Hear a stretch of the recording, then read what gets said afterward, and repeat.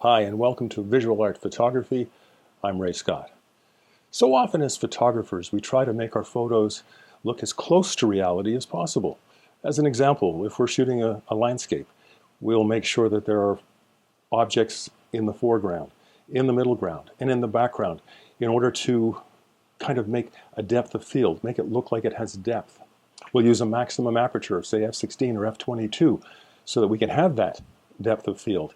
We may use lines and leading lines to create depth. We may use shadows. There's all kinds of different tools that we use in order to show something that will look like it's three-dimensional, even though photography is a two-dimensional medium. Of course, there's nothing wrong with all of that, and like everybody else, I try to do all those things too a lot of the time. But today, we're going to turn the tables completely on this, and we're going to be using a technique that shows the world only the way a camera and a lens can see it. We're going to be using photography in a really photographic sense. We're going to be using minimum apertures to create very shallow depth of field, and we're going to be creating a slice of life.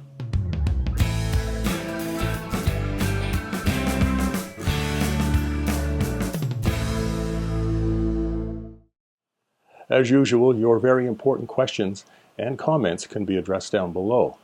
Now, as I said off the top, we're going to be using very, very wide apertures. Let's say your lens goes to f4 or f2.8 or maybe even f1 point something. That's what you set it at, because we're really looking for shallow depth of field. We're just attempting to have one thing in focus and then everything else out of focus. We really are attempting to just take a slice out of reality. All right, so let's get going. Except for one image, all of the shots that you're about to see were taken at a focal length of between 50 millimeters and 100 millimeters, with most being taken at 100 millimeters. The apertures were all between f2.8 and f4. But as I said, there's one that was taken at a slightly different aperture. I'll show you that later on. So the first one up, we're looking at, it looks like another world, and that's the whole point of doing this, taking this slice of life, is to show something in a way that the eye does not see it, but in the way that the camera and the lens sees it. This is a dandelion gone to seed with some raindrops on it. So these are drops of water, and it's a very shallow depth of field. So some are in focus, and most are out of focus. It just depends on their plane. Relative to the lens. So there you have it. Just a slice of life. It starts to look a little bit surreal. Same here. f2.8, 100 millimeters. The only thing in focus is that water drop and just a little bit of the feather. That is, yes, that's actually a feather. So you're concentrating, you're dialed in on just one little slice of reality. A very old typewriter. All of the keys that are in this shot are out of focus except for the Y key, and a little bit in focus up at the top left-hand corner and a little bit in focus in the bottom right-hand corner.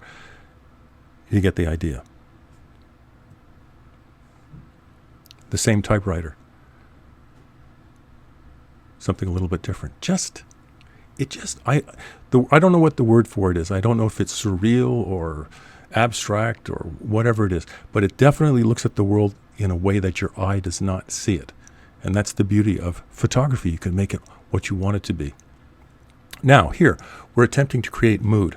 This is simply a Venetian blind. That's all it is. But if I put this at f16 or f22, then you're going to see right through the blind. You're going to see through the window, and it's going to be very distracting. This way, the only thing that's in focus is one of those little things to open and close the blind, or to raise it up, and everything else is out of focus. So not only does it make it a little bit abstract, but it also creates a mood, doesn't it? You can feel the mood. It's just, it's right there. And that's that shallow depth of field. Shot at f4. Now, this is, believe it or not, this is outside. All right? And it was a very, this part was in the sun. Everything else had gone, was very, very dark in shadow, and I underexposed and all kinds of other things. And in post, I darkened the background a little bit more, and just so all you have is this leaf emerging, and you have the water drops on it, and you can see that there are just very few. There's one basically that's in focus, one or two, and everything else is out of focus. And again, we're looking at mood, and it's just a slice of reality. Your eye does not see it like that. This is the one I was talking about that was shot actually at an aperture of, I believe it was f8, but I was so close to the subject, and I wanted the flower and back to be out of focus, but I wanted you to know that there was a flower and back, which, as you can see in the water droplet, is refracted in the water droplet. So this is the one exception, because I was so close I needed to have a little more depth of field. But again, it really is just a slice. Same here. Just the edge of this pussy willow in all of this darkness, lit by the sun, and just a fraction of it is in focus. Slice of life again, by a lake side, grasses coming up, really simple shot obviously, but what makes it is that is the depth of field, is that it's so shallow so that you cannot really see much detail, if any, in the water and back. It looks like it could be sky, it could be anything really, and you have these grasses coming up. So that's it. It's just simplicity and a slice of life. Lupins. Just one little portion of the flower is in focus, the very top. That's it. Everything else falls off into a blur. It falls off into something that's a little bit surreal.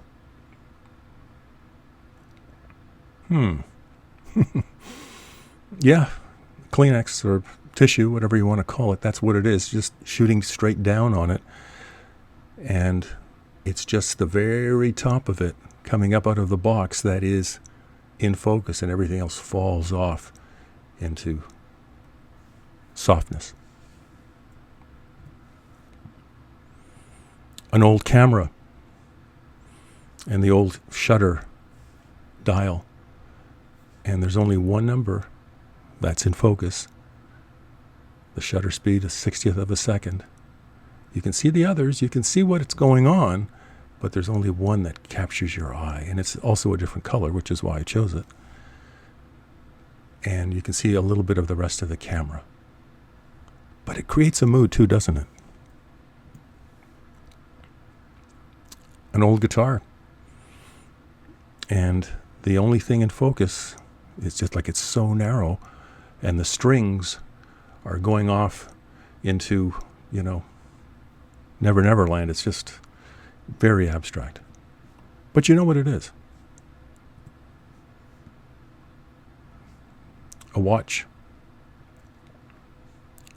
Slice of life.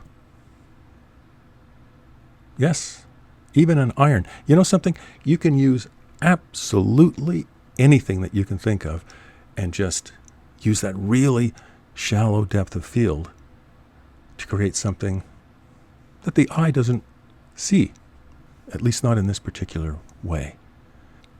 Another shallow depth of field, using the glasses, leaning on the book to show only one word in focus on a book in the back. That's it. It just magnifies the book in the back, and you see one word through the glasses, and everything else is pretty soft. An array of light coming in the back to also highlight that island. And corks, and just a little slash, a little slice in focus. Looking at the world as only a camera and lens can see it can be a lot of fun, and it's a real eye-opener. Give it a try. Until next time, I'm Ray Scott, reminding you it's not what you see, it's how you see it. And I'll see you soon.